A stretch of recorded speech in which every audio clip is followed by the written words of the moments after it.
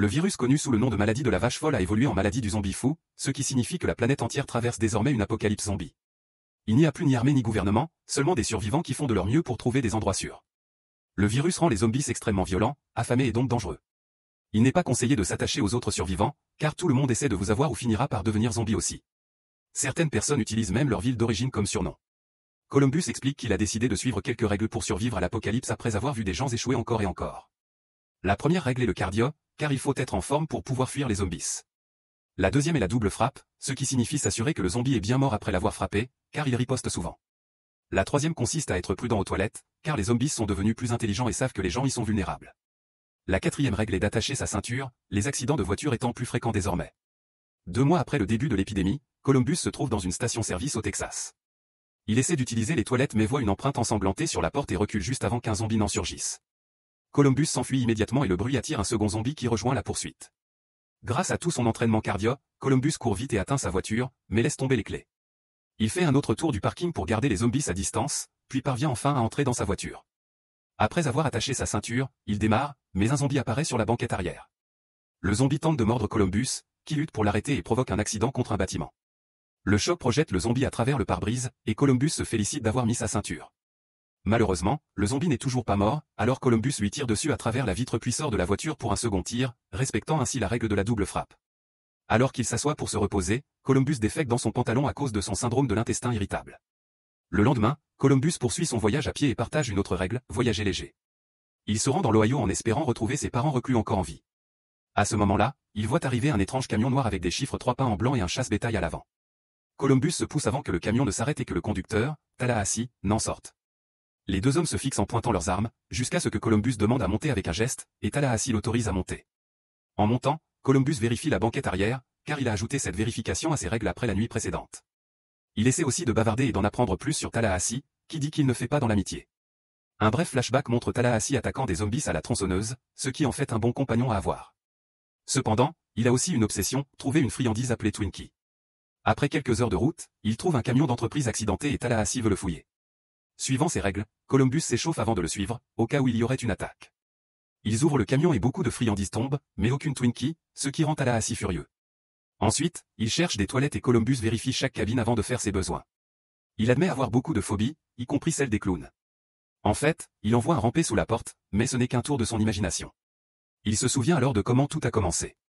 Avant l'épidémie, Columbus passait tout son temps dans sa chambre à manger de la malbouffe et à jouer à World of Warcraft.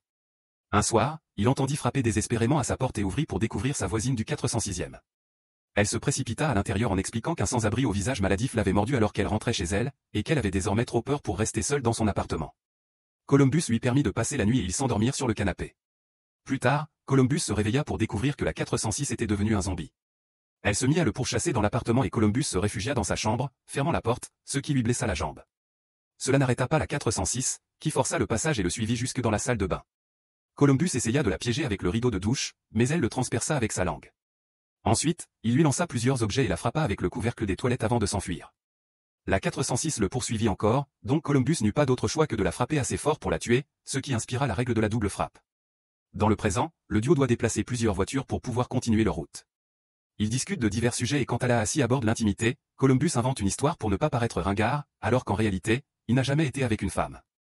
Au milieu de la route, il trouve un zombie en train de se nourrir d'un cadavre, mais Tallahassee se contente de le contourner et de le frapper avec la portière.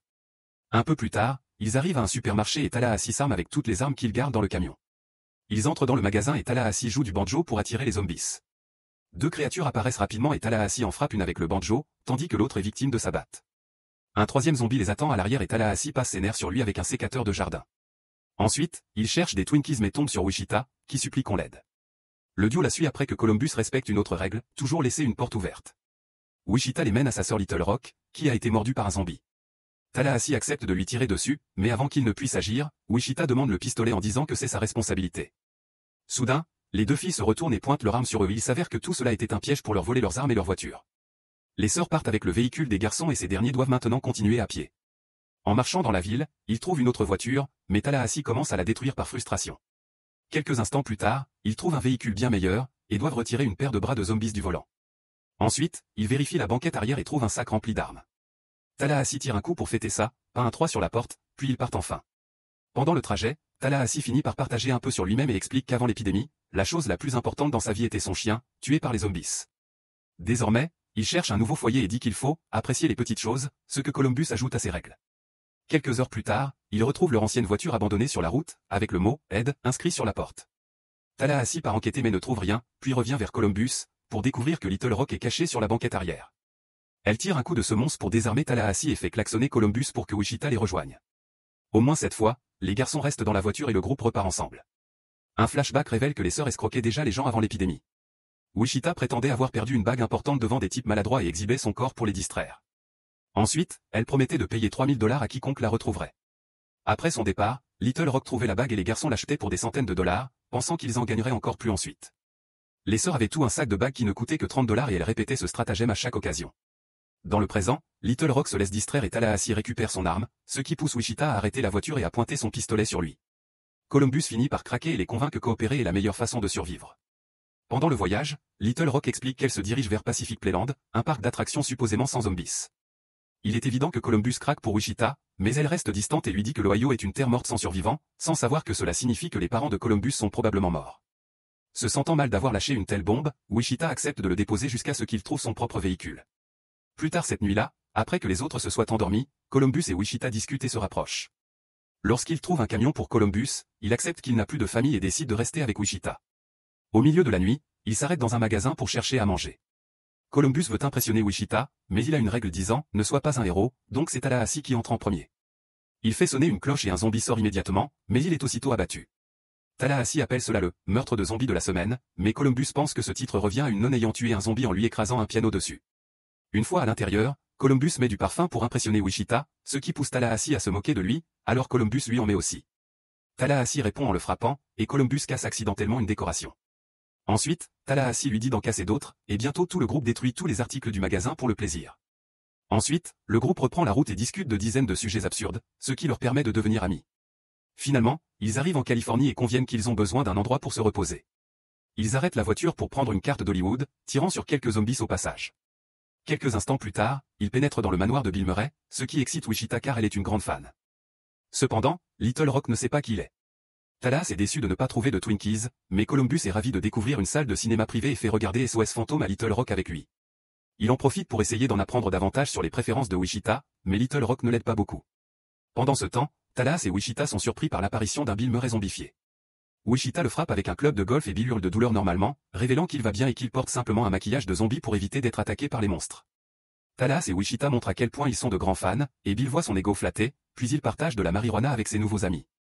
Ils en prennent tellement qu'ils finissent par prendre des accessoires de films et prétendent être les SOS fantômes. Ensuite, ils décident de faire une blague aux autres. Bill entre dans la salle de projection en faisant des bruits de zombies, ce qui effraie Columbus qui lui tire dessus. Quand il apprend la vérité, il est trop tard et Bill Murray meurt sur un fauteuil après avoir dit que son seul regret est Garfield. Le groupe l'enveloppe dans des couvertures et tire en son honneur avant de jeter le corps du haut du balcon. Cette nuit-là, ils dînent et jouent à des jeux de société près de la cheminée. Ils se remémorent leurs anciennes vies et Tallahassee révèle qu'il n'avait pas un chien, mais en réalité un fils. Il pleure et utilise de l'argent comme mouchoir. Quelques instants plus tard, Tallahassee tire sur des objets au hasard pour s'amuser et apprend à Little Rock à mieux tirer.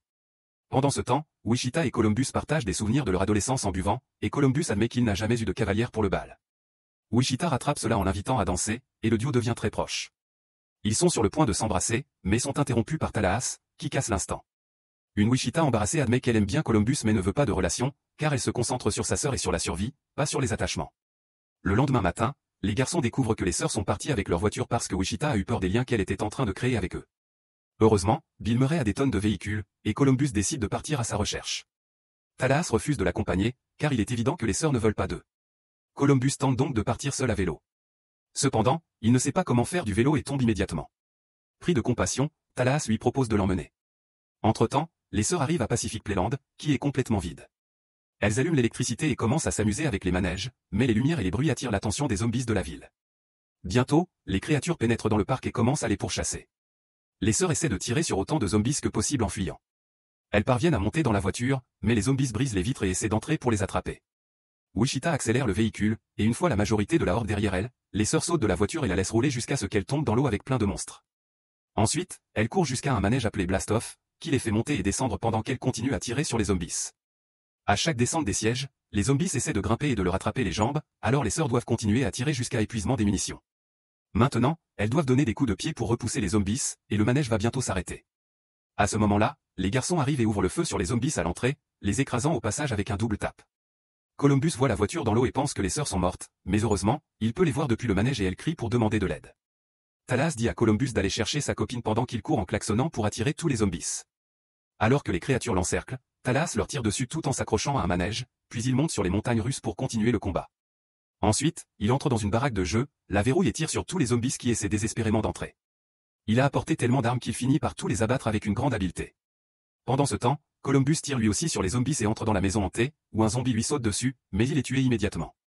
Ensuite, il court vers le blast-off, laissant un autre manège percuter les zombies à sa poursuite.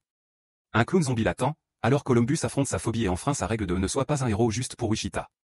Il prend un marteau d'un jeu et frappe le clown pour le faire tomber, puis lui écrase la tête pour le tuer. Il reste une dernière créature sur le blast-off, mais quand Columbus active le manège pour sauver les sœurs, le zombie tombe et meurt. Le groupe se réunit, et Wichita dit à Columbus son vrai prénom avant qu'ils ne s'embrassent. Ensuite, ils entrent dans le magasin et Talas commence à tout casser pour trouver des Twinkies. Soudain, les garçons entendent un bruit et tirent sur la porte de l'entrepôt, pour découvrir qu'il ne s'agissait que d'un rat.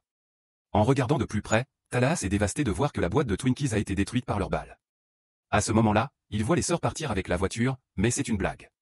Elles arrêtent le véhicule et lancent un Twinkie à Talas avant de repartir tous ensemble, en roulant sur un zombie sur leur chemin.